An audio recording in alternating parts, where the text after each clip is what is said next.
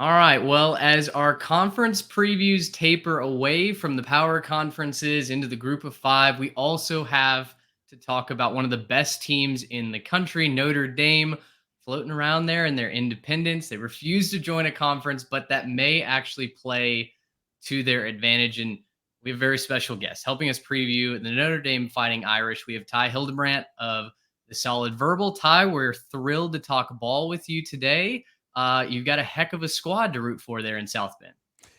Thank you for the invite. Yeah, it should be a pretty good year, all things considered. Some considerations and I guess a few things to think about before the rubber meets the road, but at least at time of recording, which is mid-August, yeah, it looks like it should be a pretty good season. You're a veteran of the podcast sphere, always time stamping takes and temperatures right. Listen, you got to do what you got to do. That's right. You got to protect yourself. Yeah. Uh, Notre Dame is a really fun team to look at on paper this year, but I'm curious just to set the stage for everything. How are you as a fan of Notre Dame feeling going into this year? I feel like I'm a little bit concerned about the offensive line, Mhm. but beyond that, it feels to me like this team has gradually gotten better over the last 2 seasons under Marcus Freeman. And based on everything he has done this offseason, I have no reason to think it won't continue to take a step forward. Now, what does that mean? Does that mean playoff?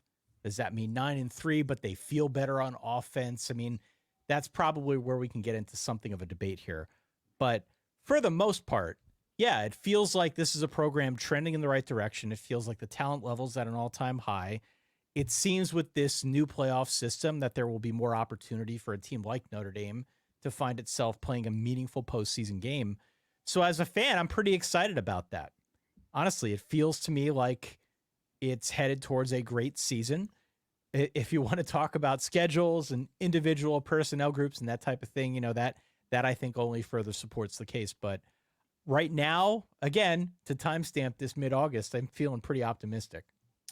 I, I think that's a good way to start because as a someone on the outside, not a Notre Dame fan, just able to look at what's on paper, kind of project forward.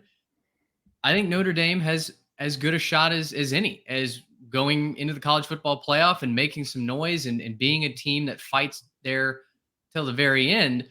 Year three, as you're very well aware, for Notre Dame coaches, is something of a seesaw, right? And Marcus Freeman enters his year three. Notre Dame coaches historically have had wonderful year threes.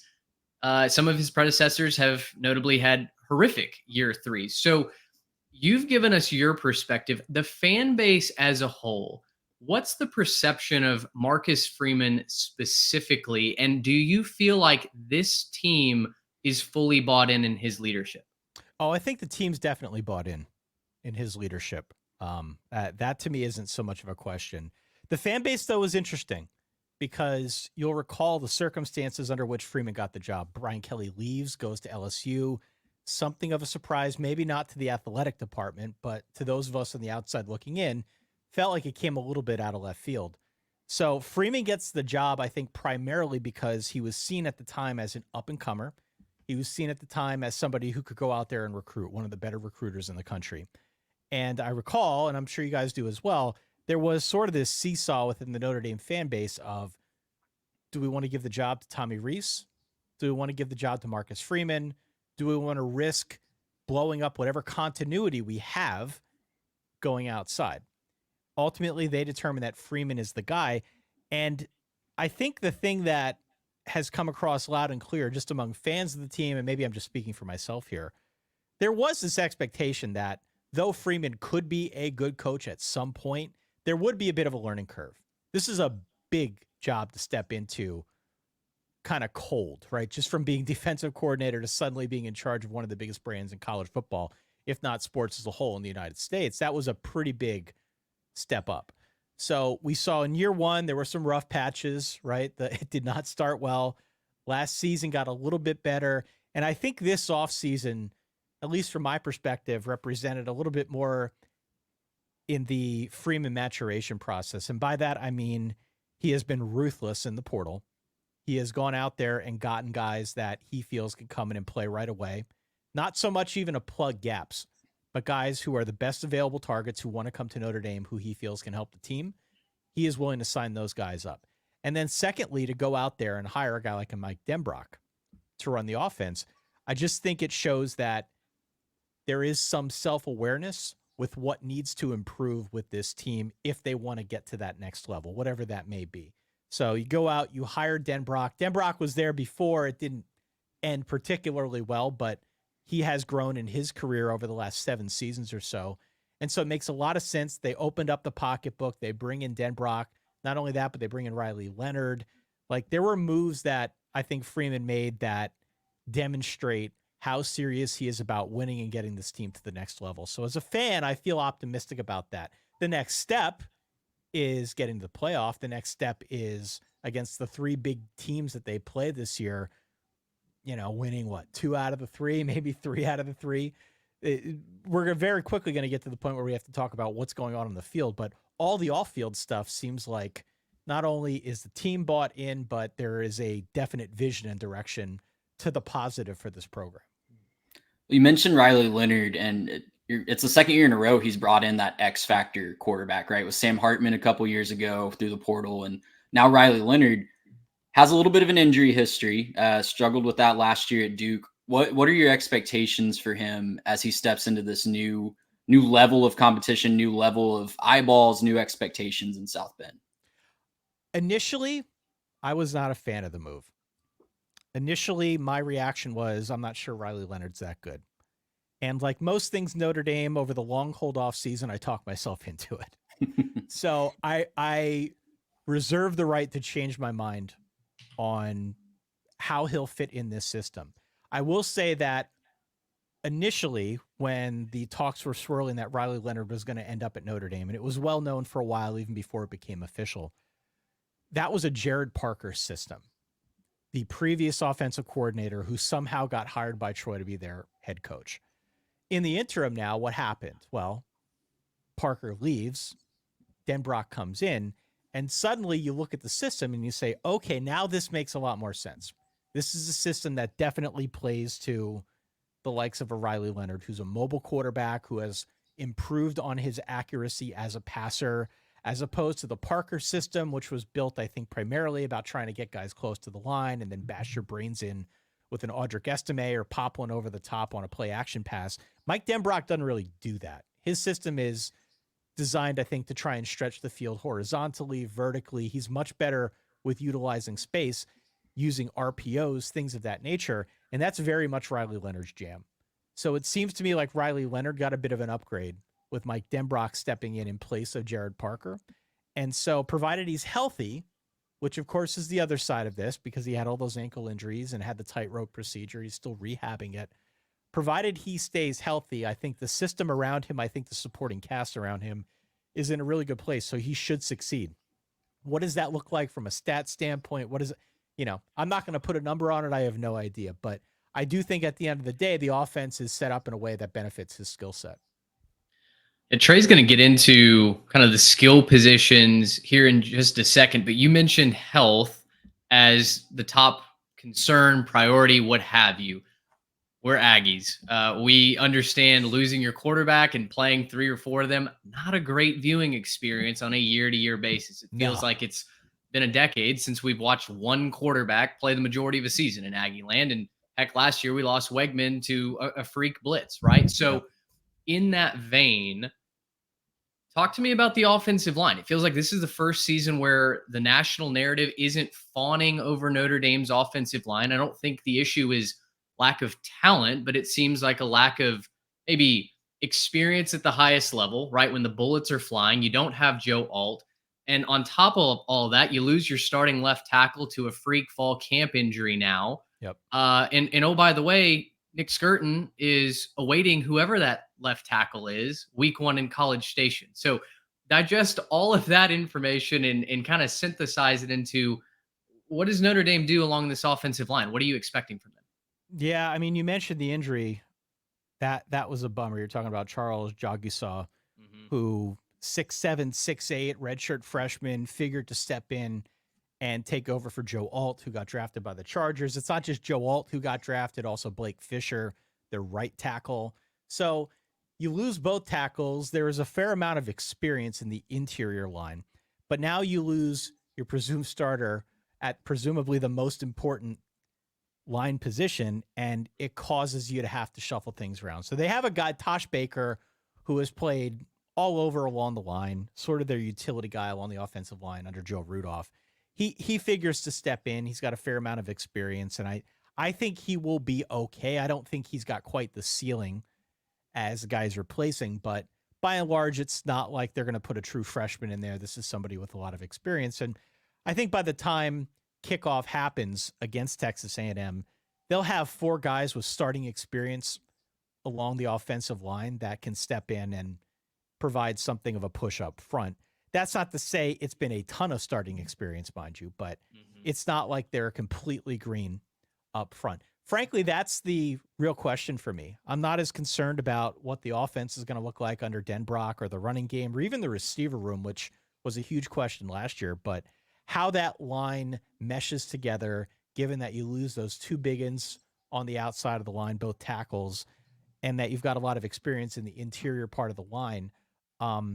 That to me, what it looks like in pass protection, I think is an open question, especially against a team like A&M that I figure will be able to get after the passer. To say at this point that I know exactly what it's going to look like would be a lie. I think if I am looking at anything intently, biting my nails a little bit mid-August, it's probably that offensive line and how it eventually comes together. Elsewhere on the offense, you lose a guy like Audric Estime, who is such a dynamic playmaker in the backfield. It's been a while, I feel like, since we've had a true game-breaking wide receiver at Notre Dame. To the untrained eye, maybe. Take us through the skill positions. Who is Riley Leonard going to have to throw the ball to? Who are you excited about out wide or at the tight end position? Well, okay, so Notre Dame over the last, decade has made a name for itself with tight end. So this year, there's another one in Mitchell Evans, who I think is going to play a pretty big role as part of this offense. And it does mesh with what I think Mike Denbrock wants to do. He typically will play a tight end. Mitchell Evans is going to get a lot of work, whether it's in the running game or the passing game. I think he will be a very frequent target of Riley Leonard. Tight end has never really been the issue, though, for Notre Dame, at least not in recent memory. The question over the last couple of years has been wide receiver. Last season, I recall vividly talking to my co-host Dan Rubenstein about the receiver room. And you hear names, you look at the recruiting, the final recruiting rankings and things of that nature, and it's easy to kind of convince yourself that these guys are going to step in and they're going to pop right away. But what we saw happen after last season was 4 guys transferred out. They're not exactly starting over at wide receiver. There's a ton of starting experience that's coming back and guys that transferred in from elsewhere. I feel personally like it's a deeper receiver room than we saw last year. Last year, there were just open questions across the board, a lot of new names and new faces on campus. We don't quite have that mix in 2024. There certainly are some newcomers, but you've got guys like Jaden Greathouse, who was a true freshman last year and I think showed that he's got some game-breaking ability. He's a guy that I'm pretty excited to see in this. Austin Westlake's own local guy for us. Yeah. Yeah. Jaden Thomas, as we refer to him on our show, is big number 83. He steps in. He's a big physical receiver, almost like a tight end who's really good as a run blocker as well. I think you're going to see a lot of him. Deion Colsey was out, but comes back for Notre Dame, another big-bodied receiver. And Jordan Faison, who was a walk-on, a lacrosse player, who performed pretty admirably in the slot last season. Those are 4 names that Notre Dame people will know who were on the team last year. But to the point of what Marcus Freeman did in the offseason, he went out, he got a guy like a Chris Mitchell from Florida International who figures to step in day one and be a starter. Bo Collins, a former 5-star from Clemson, who is looking to try and get his career back on track by coming to South Bend. I think he's going to have an opportunity. There are other guys. Jaden Harrison from Marshall is another name that you may hear. And then, of course, that's not even to mention the recruiting. They got a good guy in Cam Williams, who I think at some point could contribute. KK Smith is another. I could sit here and list off names, but it did feel to me as I went through and did my own research on this team that the receiver room is much, much deeper. And especially if it's in an offense that is emphasizing stretching the field horizontally as well as vertically, as long as you've got guys who have speed and can get open in space, that's what we're looking for this year. Last season, that offense was not equipped to do anything like that. It was very much close to the line of scrimmage. Let's build around Audric Estime. This year, if they're going to try and spread the field a little bit more and emphasize what some of these receivers I hope are good at, I think we're going to see the production go way up. You wanted Chris Tyree to be that guy for so long. It seemed like as a Notre Dame, just the whole fan base, not just you. And yeah, it seems like if you can get that game breaking speed to just take that offense up another notch, it's going to just pay dividends so wildly for that offense and lead to more wins in those crucial situations. It was not an explosive offense at all last year. And we have a joke on our show that we've been going with for a couple of years now called pickleball offense, which is pretty much all of your plays are within a few yards of the line of scrimmage. Notre Dame was very much a pickleball offense last year. They had some long plays. Most of them were in the running game, but it seems like this offense schematically is much, much different. And you would hope that just given Denbrock's track record since he left Notre Dame back in, I guess, 2016, you would hope that some of what we have seen at Cincinnati and lately at LSU would also be featured in this Notre Dame playbook, which would presumably stretch the field a little bit more and give them back some of that explosiveness.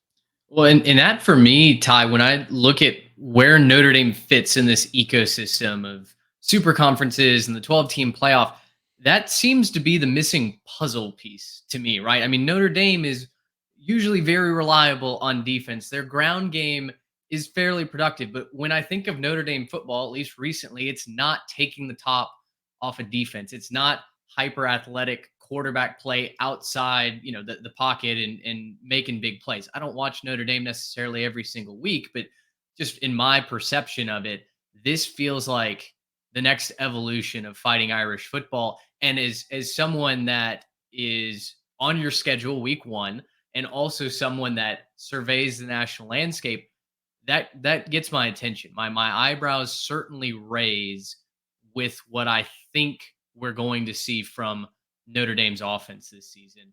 That's a scary combination that you guys might be putting together. Well, and I'll go a step further. When was the last time you looked at a Notre Dame offense and said, wow, they have a really good quarterback? Sam Hartman had his moments for sure, especially against the lower level competition, but it's been a minute. How far back do you have to go before you look at a Notre Dame passer and you're afraid of his skill set? You got to go back a pretty good distance. Yeah. You really do. And I mean, they've had plenty of quarterbacks who have come through that system and they've been productive. Ian Book was productive. He was a 3-year starter. He's got a whole host of records. Ian Book was not scaring the likes of a Texas A&M defense or an SEC defense, or really, for that matter, any nationally ranked defense, because that just wasn't their game. There was a lot of that pickleball going on with Ian Book as well. We joked about it on our show. We said he's not even a full book. It's more of a chapter, right? It was just a lot of bite-sized plays. And that has been the MO for this offense now for the better part of the last decade. Now, I'm hopeful with the new quarterback. I'm hopeful bringing back the old, or I guess the new old offensive coordinator in Denbrock, that he can right some of those wrongs. But it's been a minute. It really has been a minute. And that's why I think there is some obvious optimism coming into this season. It does feel like they're going to make some changes on offense. It does feel like they've got the personnel in place to really make some serious hay this season. And especially now, since the pathway into the playoff is a lot wider, it stands to reason that there's a lot to play for. Even if you lose a game, even if you lose week 1 on the road at A&M, that's not a bad loss. I think A&M should be pretty good. So it's just the whole paradigm is shifted in a way that I do think is good for Notre Dame, both schematically on the field as well as a lot of the administrative off the field stuff that could find them playing meaningful postseason action. Yeah. I'm excited to get into the schedule with you. We'll get there after we talk about the defense. Also, you mentioned Ian Chapter. That took me back to the first time that I discovered your show. I remember where I was the first time I heard that joke. Yeah. So, boy, that people talk about deep cuts and and references and whatnot. That one brought up a memory as you were talking. So I Well, certainly appreciate it that. brought up a memory for me too that I don't wish to relive. So let's Yeah, move on yeah, if that's cool with exactly. you guys. It affects us differently, right? Great. That'd be great. Thank you. Well, let's hopefully bring up something that's going to bring up positive emotions here. Let's talk Notre Dame's defense. Defense, I look at this roster and frankly, I'm drooling. You have 6 projected starters who have already earned their master's degree, if my research is correct. Uh, Irish Illustrated said that they're majoring in college football this season, which is fantastic. And then, oh, by the way, you're adding pieces to that defensive line from the transfer portal. You mentioned these aren't guys that on, college football 25, we're just trying to fill holes here. You were going out and getting the cream of the crop. Start with the defensive line. You add RJ Oben to a loaded unit that Yeah. includes Howard Cross the third. Talk to me about the treasure trove that the Irish have. The line is the unquestioned heartbeat of the defense. Full stop. It is. You know, Howard Cross is an All-American. Riley Mills, Jordan Botelho were both there a year ago. RJ Oben steps in now and should be part of what looks to be an elite line. And there are some losses at linebacker. They lose 2 cornerbacks. By and large, the defense is in a really good spot. Even at the position groups where they lose people, they still have a lot back. They lose 2 linebackers, Maris Leofau, JD Bertrand. But then on the same note, they have Jack Kaiser, who was third on the team in tackles. Same deal at cornerback, right? They lose 2 guys, Benjamin Morrison, potential All-American, still there. The back half of that defense, Xavier Watts.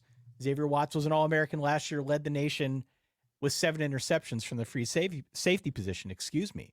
So even at the positions or in the levels of the defense where it feels like there's some turnover, they're still pretty good and there's still leadership there at a really high elite level. From my standpoint, I think it starts up front. It may take a little bit for the linebacking core in particular to gel, but I think having that line as a starting point that can get after the passer, presumably stop the run. This is a really good defense a year ago. They might take a little bit of a step back this year, but for the most part, it should still be lockdown defense. I love the line as a starting point. If it were the other way around, if it were the secondary is really strong, but they're replacing a bunch of heads up on the defensive line, I might feel a little bit differently. But to have that as a starting point, as I'm sure you guys well know as SEC fans, right? It all starts up front. It's cliche, but it's true. Notre Dame's in a really, really good spot. They should have one of the best defensive lines in the country. Take me through that secondary too. You mentioned it briefly, a couple of the guys. It seems like you mentioned on the offensive side of the ball, you have been lacking the receiving talent, but the secondary has certainly not been short of talent over the last few years at Notre Dame. How does that look this year in your mind? It looks good, and it's strange to even say that because some of us are old enough to remember Notre Dame never having a secondary at all. You would have 1 or 2 decent cornerbacks that would come through once in a great while, but it seems as if they really struggled to recruit that position over the last 20 years or so. What we've seen now, I think, over the last 5 years is a real dedication to building up that secondary and making it a much, much better, much stronger position group and not something that you have to try and hide with a scheme. They're really good on the back end of the defense, again, with Xavier Watts. He's a ball hawk. He, again, figures to be one of the quarterbacks of this defense. But, Benjamin Morrison, I think, is an example of a guy who could very easily end up being an All-American, could very easily end up being a first-round pick. He's somebody that there is obviously a lot of excitement around. They were active in the transfer portal to also go out and bring in guys from other colleges that could come in and showcase their experience right away so they're not starting from the ground up. Just as a whole, I would say defensive recruiting. Maybe it's because it's Marcus Freeman's calling card. Defensively, the recruiting has been very, very strong. It's been strong across the board, but especially on defense, there has been a focus on trying to get that secondary up to snuff. So I'm very pleased with the direction that position group as a whole has gone. More recently under Freeman, but we could even broaden it a little bit to the waning years of Brian Kelly. They should be fine back there. It may take a little bit for them to fully get on the same page, but again, that's where it helps to have that line. You can paper over some of the sins of your secondary if you've got 4 guys up front who can get after the passer. Absolutely. And, putting all that together, I guess, Al Golden's been there 3 years. This will be his third year now. What do you expect him to really lean on this year? Is it the defensive line? Is it meshing those linebackers? What do you expect him to be his calling card in 2024? It's cliche, but it's the defensive line. It's 100% the defensive line. It figures to be one of the best units in the country. Full stop. Yeah. They're going to be able to get after the passer. They should be able to stop the run. I feel like the talent behind the line and the second level of the defense is there. It is not a lack of talent, even if there are some new faces that are going to see action. It's just a matter of leaning on the guys that you think you can trust the most. And you can look up and down this roster. You've got guys at all 3 levels of the defense that are trustworthy, but the biggest concentration of them for sure is in the trenches. Well, so let's move to the schedule now. I think what everybody's really looking forward to breaking down. This is a schedule that, yes, has its gems on it in difficult games. Obviously, week 1 in College Station, College Game Day will be there. That seems to be the talking point around the country. Everyone focused on that week 1 game. But as you look down the schedule, is that the top storyline that stands out to you, or what catches your eye the most? What catches my eye the most is that this is an easier schedule than maybe you're accustomed to seeing from a top 10 team, especially in this day and age where everybody's schedule is loaded now in the era of power conferences, right? Just look at the SEC. It's not an easy ride for any of these teams, but Notre Dame, this is not to say that it is an easy schedule, but by comparison to some of the others that they're going to be compared against, yeah, it is easier. There are 3 games on this schedule that jump out. The first of which is Texas A&M in week 1. The next of which is Florida State in, I want to say, week 11. That game's at home. And then the final game, week 14 on the road at USC. Those are the 3 biggies. Outside of those 3, the other 9 games, you really got to squint to find one where you're looking at it and saying, oh, yeah, that seems like a really losable game to me. They could very easily lose that game. They did lose to Louisville a year ago, but this is not the same Louisville team. And oh, by the way, this game is in Notre Dame Stadium. I think Notre Dame should be able to take Louisville. But outside of that game against Louisville and those 3 that I mentioned, is Notre Dame going to lose to Georgia Tech? Georgia Tech has no defense whatsoever. Is Notre Dame going to lose to Virginia? They shouldn't. That'd be an enormous upset, especially since the game is in South Bend. That's the Tony and Elliott special, though. I guess. I mean, I don't see it. I like Tony Elliott. I like Anthony Calandria. But Notre Dame, if they are as good as we are describing here. Yes.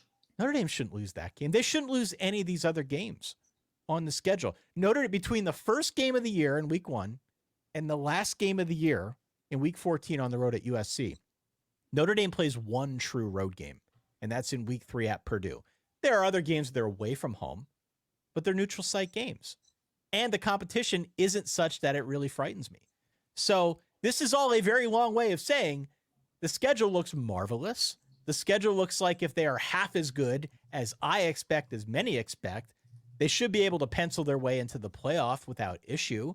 It may take an 11-1 season. I don't know if you get in at 10-2 with the schedule or with whatever goes on elsewhere around the country. But what jumps out at me, honestly, is not any one game. The A&M game is enticing. We could talk about that if you want. But what jumps out at me is, hey, if I want my team to get to the playoff, this is the year to do it. This is a great schedule for them to get through and make it into the playoff. It really does seem like the Red Sea is parting with all the experience and the schedule lining up.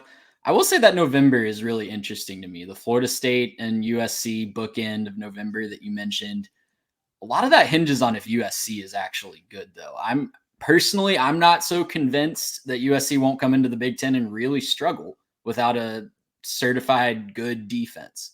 So, yeah, a lot of that, and this isn't Notre Dame's fault. I don't think anyone should hear this and say, oh, Notre Dame went out and intentionally tried to schedule their way to the playoff, because your main rivals are kind of down right now in Stanford and maybe USC. The ACC as a whole is more down than it has been in the past, and you just didn't have Clemson on the schedule this year. So it really does seem like a Red Sea moment, so to speak.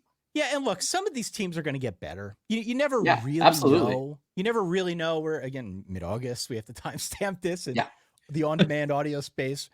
You never really know. Some of these teams may be better than expected. I just look at what they've got outside of those 3 big games against A&M, Florida State, and USC, and I say, well, outside of Louisville, Georgia Tech could be plucky. They could be fun. They're not going to play any defense. Virginia also not going to play any defense. There aren't that many games on this thing that could really go sideways that I think could put Notre Dame in real peril. So outside of the A&M game, which I still think is the hardest one on the schedule, I think you're right to point out that there are real questions about even the other big games on this thing. USC's over-under is 7. Yeah. Right. Going into the Big Ten this season. They've got a litany of questions, most of which revolve around their defense, but also, not to be understated, Caleb Williams, a generational talent, leaves. Miller Moss steps in. He was great in a bowl game. What's he going to look like against a Big Ten schedule? I'm right there with you. Yeah. This is me shrugging. I don't know. And likewise, Florida State. Florida State, if not for the injury to Jordan Travis, is in the playoff last season. Now they replaced Jordan Travis with DJ Uiagalelei. DJ, I feel like we know what DJU is. I feel like we know exactly what he is and what he provides. There is a lot that is missing from that Florida State team a year ago. They lost by 60 in the bowl game to Georgia because of it. You plug DJU in, you plug transfers in, you plug other names in at the positions where they were really explosive a year ago. I think Florida State's good. Their preseason ranking is 10th for a reason. I don't think they're nearly as good. I don't think they're nearly as explosive as they were a year ago. And they've got to travel to South Bend to play that game against Notre Dame. So I'm rambling here. But where I think I'm going with this is it feels like it is there for Notre Dame, provided there aren't any huge injury bugs that sweep the team and cause them to play their third stringers at key positions, provided there aren't any boneheaded 10 men on the field or stupid turnover type situations. This should be a team that at a minimum goes 10-2 and is very much in the hunt for the playoff come, early, mid, late November. We weren't going to bring up the 10 men on the field thing, but I appreciate you falling on the sword there. You guys have a joke, right? The cause for pause, your favorite pet charity, is you've built up this case for Notre Dame, and it's really hard to argue against that. Is there anything in the back of your head as a Notre Dame fan, as a college football savant, that goes, yeah, but yeah, but Riley Leonard's health is worth keeping an eye on. I happen to think Notre Dame's quarterback room is about as deep as it's ever been. So whether it's Steve Angeli, whether it's CJ Carr, their true freshman, Lloyd Carr's grandson, former 5-star who is now on the team and seemingly is wise beyond his years. It's still asking a lot if Riley Leonard goes down with an ankle again, and one of those guys has to come in and run this thing. That, I think, is a concern. Injuries are a concern for every team. You know that better than anybody as A&M fans. Absolutely. I'm singing to the choir here. You know exactly how that goes. But for sure, Riley Leonard goes down with injury. That's a concern. We already talked about the offensive line. I won't beat a dead horse on that one, but suffice to say, if this offense is going to be built around inside zone running schemes and giving a passer time to stretch the field vertically, you're going to need some time in order to do that. If the line can't mesh, if it can't figure itself out. Last season, that was a problem, by the way. Last season, the line was on a completely different page from the rest of the scheme that the offense was running. And that was part of why Notre Dame was so predictable and didn't have any pop in the passing game or just in general. So if the line cannot come together and kind of facilitate this thing that Mike Denbrock wants to run, that's another thing that makes me go up a register, right? To say the least. And I feel like I've glossed a little bit over the receiver room. The receiver room, to me, still remains a question, even though I feel like they are way deeper at receiver now than they were last year, than they've been in a good long time. We haven't seen it yet, guys. It's a lot of assumption that, oh yeah, they're gonna have, Chris Mitchell was great at FIU. He's gonna step in. He'll be fine. He'll be able to get open, no problem. He's day one starter. Bo Collins was a 5-star at Clemson. Like this, he's a 5-star. What could go wrong? You don't always hit with these transfers.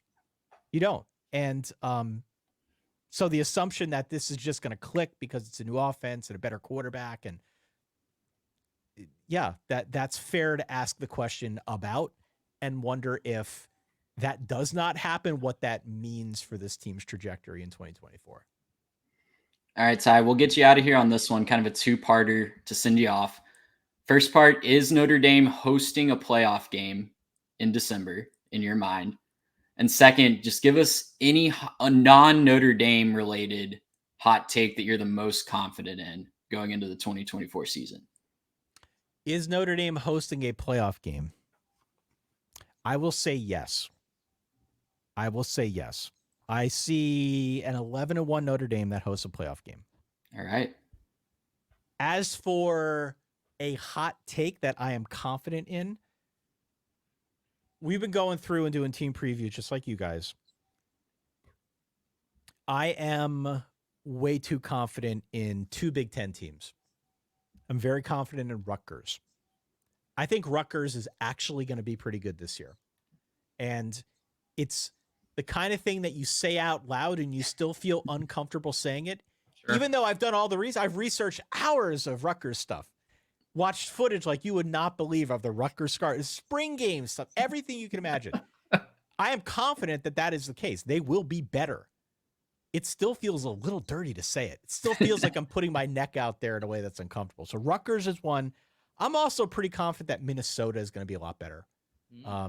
Minnesota's defense should be pretty good, even though they lose Tyler Nubin, who was like their star safety. But they've got some playmakers on offense. They need a couple other guys to step up. The big question, though, is their new starting quarterback, Max Brosmer, who steps in. He's a transfer, led all of FCS in passing last year, comes over from New Hampshire. And this is not to say that Minnesota's going to go 9-3. They're lucky if they go 7-5, frankly. But to see that offense maybe be better, to see that offense be competitive in a way that can score with an opponent and not having to win a game 12-10 like they did against Iowa a year ago will be a pretty big step forward. I went out on a limb during one of our Big Ten shows, I don't even remember which one at this point, and said that I think USC is going to go to Minnesota and lose. I think Minnesota is going to be good enough to play the defense, to play the offense, to score with a team like a USC. So, dark horses, I guess, in the Big Ten is my new jam, which I didn't really plan that to be the case before doing all the research, but that's just sort of the way it came out. For me, it's Rutgers and Minnesota or die. Well, hey, with these 18-team conferences, it really is so much up in the air after the top tier, right? Like, who says Nebraska can't make a run? Who says Minnesota can't make a run? Who says Iowa can't win 10 games with just a defense and no offense? It's so up in the air after that top tier with these massive conferences. It really is. It really is. And the other thing that we don't even know how travel is going to factor in. Yeah, absolutely. I think it's easy to consider it from the standpoint of, oh, Oregon's got to go to Michigan. Oh, Washington's got to go to Rutgers. But there are plenty of instances where like Penn State's got to go to USC. Teams from the eastern side of the country traveling across country, a 4 or 5 hour plane ride to get to their competition.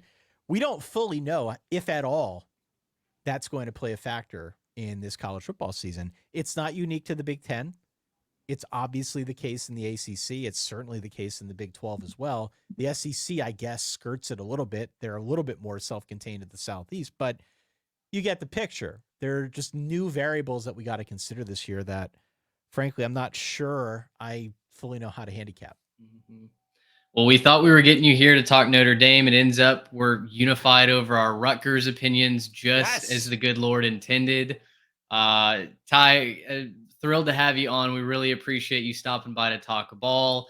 Solid Verbal obviously is one of the best shows out there. Ty, you and Dan do great work. And, as we were talking about before we hit record, our podcast exists because we listened to you guys way back when. So a big salute to you guys and the Verballerhood for all that you do for the sport. It's a pleasure listening to you guys every week. Well, thank you guys. First off, I appreciate the invite. I really do. It's been great talking to you all. And that's high praise. Look, if we can inspire more people to get online with a good friend and talk college football and just enjoy it, get away from the world, at a minimum, that's like a pretty good feeling to know that we can have that kind of impact. So we're thrilled to have you guys as part of our community in the Verballerhood, as we call it, for my show, The Solid Verbal. And yeah, for sure, if we were able to give you guys some motivation to continue on with your own podcast, that's about the greatest compliment you can give. So thank you. Oh, you're very welcome, man. We've loved it. We've loved talking ball today. Of course, we're just a couple weeks away from kicking off. Talking season will finally end. We're excited to get football played on the field and celebrate an 8-9 win Rutgers team at the end of this year. Right? I think that's what all of this is building towards. Brothers in arms, man. We're all Scarlet Knights. That's right. That's right. Well, that will do it for today's episode of The Three Technique. If you're new here, if you found us through this episode, please like, subscribe, help us grow the show as well. We'd love to have you join the Jimmies and the Joes. And for Trey Reeves, I'm Mitch Mason and Ty Hildebrandt. Thanks so much for hanging out with us. Until next time, so long, everybody. Gracious him. How about